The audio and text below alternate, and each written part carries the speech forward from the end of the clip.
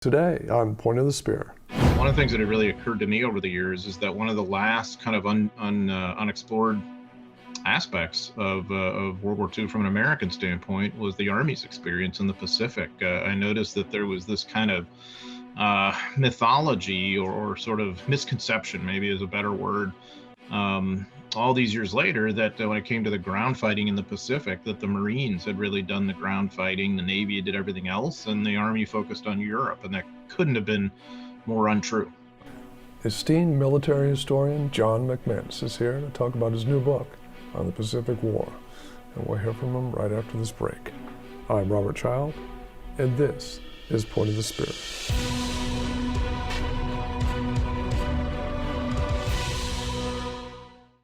Welcome back. Today's guest is one of America's leading military historians and a recipient of the prestigious Gilder Lehrman Prize for Military History. He is an in-demand speaker and expert commentator on CNN, Fox News, Discovery, Smithsonian Network, and more. His latest book is called Island Infernos, the U.S. Army's Pacific War Odyssey, 1944. And author John McManus joins us now. John, welcome to the show. Hey, thanks for having me, Rob. You're very welcome. The book is getting a lot of high praise. Congratulations, sir. I appreciate it. Yeah, it's the second in a trilogy that I'm doing about the Army in the Pacific, so I'm very excited about it. Yeah, I read that it is the second installment. And what were your reasons to dive into the Pacific War? Was there a compelling reason to go into that? Yeah, as a primarily World War II historian, although I've done more than just that, but that has been to a great extent the focus of a lot of my books. You're always thinking about original sides of the war that haven't really been explored the way they should be, and especially for me as a again a kind of a primarily U.S. historian. One of the things that had really occurred to me over the years is that one of the last kind of unexplored aspects of World War II from an American standpoint was the Army's experience in the Pacific. I noticed that there was this kind of mythology or sort of misconception, maybe is a better word, all these years later, that when it came to the ground fighting in the Pacific, that the Marines had really done the ground fighting, the Navy did everything else, and the Army focused on Europe, and that couldn't have been more untrue. 1.8 million American ground soldiers served in the Pacific in World War II. It's the third largest army we've ever sent overseas to fight a war. So I knew there was a massive story there, and then that could tell us a lot more about the Pacific War, and I think really a lot of subsequent history ever since. Yeah, there is that impression that the Marines did all the fighting in the Pacific. That impression is there. How would you compare the intensity of the combat in the jungles of the Pacific as opposed to the forests of Europe? It may even be. It was pretty intense in Europe, of course, and I wouldn't downplay that. But I think perhaps it's even more intense in the war against Japan. In the many jungles where this war is fought, and the terrible wildernesses where a lot of this was going on, and cave warfare. And one of the reasons for the greater intensity is that I think, as you may know, that many of the Japanese simply elected to fight to the death. And so it really wasn't like, you outflank a group of enemy and they know they're kind of checkmated and they lay down their arms and they go into a POW cage like often happened in Europe. Here in the Pacific, what I compare it to is it's as if you've got a shattered mirror and you police up most of the big, pieces of the shattered mirror, but there's always these jagged edges out there. And a lot of Pacific theater battles are like that, in the sense that the Americans have won what they want, an air base or an island or a harbor or whatever it is. But there's still Japanese out there who are determined to resist. And so you constantly have to deal with those jagged edges of Japanese resistance, many of whom have been outflanked too, during the island hopping. Did you find that was the case with the Japanese through the end of the war, even though they, towards the end, it was clear that they weren't going to win the war, or did they ever accept that? You're seeing a kind of a mixture toward the end of the war. Certainly many Japanese fighting to the death, most famously, of course, on Okinawa, where many are just fighting to the bitter end, including, of course, the Japanese commander, General Ushijima. You're seeing some of that in the Philippines, but by the mid-late summer 1945, when it is becoming clear, at least to some Japanese, that the war is about over, you are starting to see some surrenders, some larger mass surrenders. So, for instance, but according to the records that I found, the U.S., I think, like by the end of 1944, had maybe like 4,000 Japanese military or POWs in custody or something. At Okinawa alone, we take 7,400. By the end of June and into July. In the Philippines, of course, many more. So you're seeing a little bit of a mixture in that regard, that the dams were opening toward the end, but also too, I think, as many of us know famously, some of these guys were unreconciled to it and were in the jungles for years. The last guy surrendered in Guam in 1972. So you sort of have that too. Yeah, I've read those stories where they walk out into the modern day era, and they they don't know. Right, and they're like, "What am I looking at here?" I mean, post VJ Day, it was a major operation, not just for the U.S. but for the Allies, to get Japanese soldiers to lay down their arms wherever they were. It could be Manchuria, it could be other parts of China, jungles in the South Pacific, the Dutch East Indies, Philippines. There were, well over 1 million Japanese military personnel who are going to surrender in that 6 to 12 month period. And that was a big effort. Was there ever an order to stand down that was issued to them? There is. It's coming from Imperial General Headquarters in Tokyo. And of course, some commanders don't want to believe it, or perhaps resist it, or reluctant to comply for whatever reason. But more commonly, once they got that directive, they are going to stand down, and they felt that, okay, well then, our honor is still clean because the emperor himself, through Imperial General Headquarters, has told us to do this, and so now it's okay. And of course, famously, this applies to General Yamashita in the Philippines, who fights to the bitter end on Luzon, and only comes out of the jungle, once he gets that imperial directive. Yeah, it was amazing. Some reviewers have said, or several have mentioned, that you've given much needed attention to black soldiers in the Pacific War. Did you find that their stories were being untold? I think sort of lost in the mix more than untold. That they were there for the taking, but I think, maybe it's better to have a kind of 21st century perspective on this, having seen where the civil rights movement went after World War II, and the struggles many African American soldiers had during and after the war. I think that it allows us as latter-day historians to have that kind of perspective advantage. So, I do cover the experiences of African American soldiers in a significant amount of depth, especially on Bougainville, where a lot of the sort of racial drama plays out.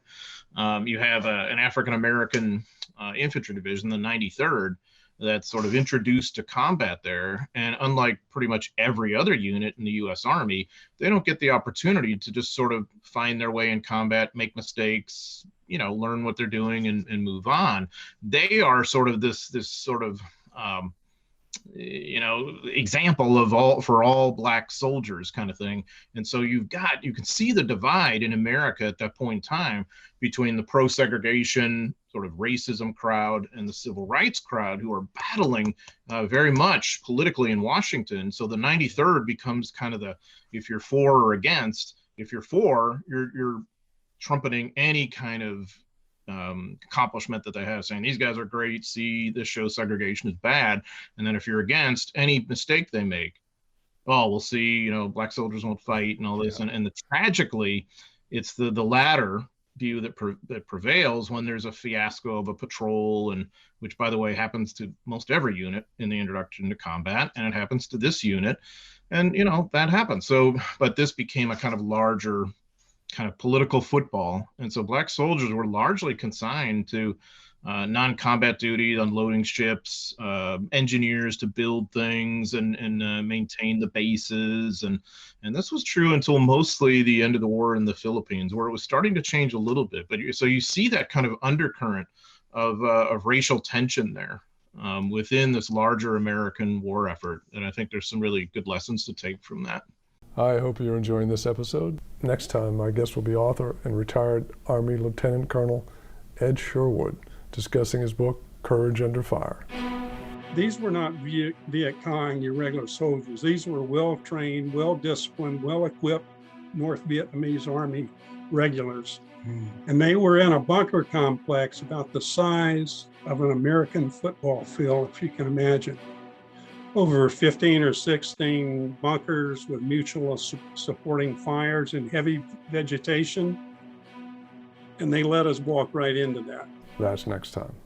That sounds a lot like the experience of the 92nd in Italy, where they initially were assigned, perimeter duty and non-combat roles until they were actually needed because they didn't have a replacement duty. Right. And that's a great point, Rob, because it's so similar. The only difference I would say of the 93rd is they're the beneficiaries of better leadership. In the 92nd, Ned Allman, you couldn't have picked a worse division commander for an African American unit. Fortunately, the 93rd has has a general named Johnson and another one named Boyd, who are very pro integration and generally pro African American soldiers, and they're like advocates. But even then, the larger powers that be aren't always putting it on the record, but it's clear they don't really want to get involved in the race issue, and they don't want the black soldiers there. And so it also gives us an insight in the fact that the Americans can afford to sidetrack quality combat manpower, and still somehow win this war. It's embarrassing in a way and sad, but it also shows you the kind of American largesse that's there too, that you can afford to kind of waste this human capital. A lot of soldiers who were well-trained and willing to fight that were not making use of them, even in the bitter end in the Philippines in some cases. Yeah, I know the 93rd came from mainly Fort Huachuca in Arizona, right? Right. They were trained there. 1944 was a pivotal year in the Pacific War. What, in your view, was the battle that turned the tide? Yeah, I think I see 1944 as a kind of pivot point. I think the tide of the war overall had turned earlier, like during Guadalcanal and Buna and Midway. I think in 1944, really the key battles are fought in the Marianas. What Normandy is to Europe in terms of like a pivot point to final victory, and the beginning of the end for Germany, the Marianas in the summer 1944 are for Japan. And the reason is when the U.S. takes Saipan, Guam, and Tinian, the U.S. is now going to have air bases from which to bomb the Japanese home islands. And that'll happen, by the end of 1944. And that's really kind of the game changer that now brings the war to Japanese shores in a very, very destructive and meaningful way, ultimately with fire bombings and whatever else. That begins with the Marianas campaign. It also breaks the back of the Imperial Navy to some extent because of U.S. naval victories, and completely crushes some ground formations that the Japanese could not afford to lose, primarily on Guam and Saipan in major battles. So I cover those in a great deal of depth. I see. What were some of the lessons America took from the Pacific War, do you believe? Yeah, I mean, you see these long-term harbingers. For one thing, the brutality of the fighting really characterizes pretty much all American wars ever since. We tend to face enemies that don't follow the same rules of warfare that we think we want to follow, and are followed more often than not in Europe, I would say, just as a general rule of thumb. Well, in the Pacific, you don't see that. For instance, the Japanese are shooting medics anytime they can, and happy to do it. And that's going to be true for the North Koreans and the Chinese in Korea. It's going to be true for the Viet Cong and the NVA. It's going to be true in Desert Storm and in the 21st century wars, and this idea of rules of warfare. And so it forces the Americans to kind of grapple themselves with what are their own rules of warfare, their rules of engagement, what do they stand for. So there's that. There's a kind of a special operations legacy that you see, because you're battling for cultural influence in so many places, like Burma, like China, like the Philippines, many other places around the Pacific. So you're seeing American soldiers perform in missions that are similar to what special forces are going to do later. You see the importance of working with allies, and even culturally similar allies like Australia and Britain. There are major disagreements and problems, much less Chiang Kai-shek in China. Right. And I really think in some ways that's the most tragic lesson not learned, in a way, is how to have influence in China and the importance of China relative to the rest of the war. And obviously it doesn't turn out the way the Americans would have hoped on any level. Right. Now, Island Infernos is the second book in the series, and it was a trilogy, wasn't it? It was planned as a trilogy, and I've read places where this is the final book in the series. Is that correct? No, this is the second book. So the first book was called Fire and Fortitude, and it covers 1941 to 43. So I start with Pearl Harbor, and I end with the invasion of Macon in November of 43 by the 27th Division. Island Infernos begins at the beginning of 1944 and ends with that year. So we begin in the Battle of Kwajalein in January, February, and then we end with Leyte, with the invasion and subsequent Battle of Leyte, October to about the end of 1944, though fighting lingered on for months in 45 too. But so in between, you just see there's this sense of this kind of growing American power. By 1944, the Army had become an incredibly sophisticated and complex and professional and potent military force. And it's in 1944 that you really see this start to play out as American power globally begins to expand. And of course, obviously Normandy is the prime example of that in Europe, but you're seeing much the same thing in the Pacific with MacArthur's campaigns from the Admiralties and the invasion of Hollandia, and then subsequently on to Biak, and then of course the Philippines, and then in the Central Pacific from Kwajalein all the way through to obviously the Marianas, and then Peleliu and all this kind of. So it's just there's so many balls that the planners are juggling, and this takes massive American military power to pull this off. So the third book in the series, what is that titled? It's tentatively titled To the End of the Earth, and it'll cover 1945, so the end of the war. So it's chronological in that sense. So Island Infernos covers exclusively 1944. And of course, it's reprising many of the same individuals whom we've looked at in Fire and Fortitude, most notably, General MacArthur, General Eichelberger, but also POWs. So I cover the POW experience in all three books. Of what that was like, horrible experience, of course. And I focus on four primary individuals. General Wainwright, of course, who was the ranking prisoner. Harold K. Johnson, who was more at the mid-level and one day is Army Chief of Staff, but he's a remarkable field grade figure in that era. And then two enlisted soldiers, a guy named Lester Tenney, who was a tanker, and is captured, and another guy named Michael Campbell, who was an infantry soldier.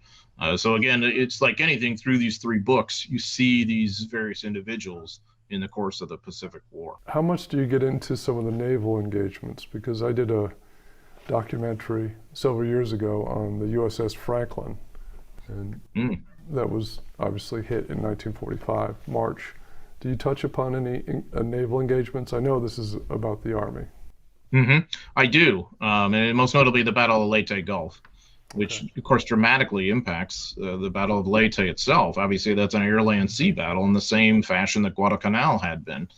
So what happens on October 24th to say 26th at sea certainly impacts MacArthur's operations on land and the Japanese too. So I wouldn't necessarily say that I have the kind of in-depth treatment of battles like Leyte Gulf that you could get from really proper naval historians like Ian Toll. But I do link it to these ground operations, because what I hope the reader comes away with is a sense of how interdependent the services are. That the Army isn't going anywhere without the Navy, and obviously the Pacific War is a naval war to some extent and an air war to get air bases and all that. But in the end, some poor schlub had to fight and win on the ground. And that's where we're creating our logistical base of support and all of these other factors that are coming into play, what I would say almost like human factors. So what I do is I take the naval battles into account far enough that we can get a good understanding of how that impacts the ground battles too, and maybe vice versa. The book is called Island Infernos, the U.S. Army's Pacific War Odyssey, 1944. John, thank you so very much for being on the show. This has been great. Yeah. Rob, thanks for having me. It's been a pleasure. That's it for this episode. Thanks again for joining me. Next time, my guest will be author and retired Army Lieutenant Colonel Ed Sherwood, discussing his book, Courage Under Fire. These were not Viet Cong irregular soldiers. These were well-trained, well-disciplined, well-equipped North Vietnamese Army regulars. And they were in a bunker complex about the size of an American football field, if you can imagine. Over 15 or 16 bunkers with mutual supporting fires and heavy vegetation. And they let us walk right into that. That's next time. And if you like what you hear, leave a review or a rating, or just click the follow button. You can find me on Twitter @RobChild, where you can share your comments about the show. I'm Robert Child, and this has been Point of the Spear. Music licensed from audioblocks.com. Point of the Spear is produced by RSC Media Group.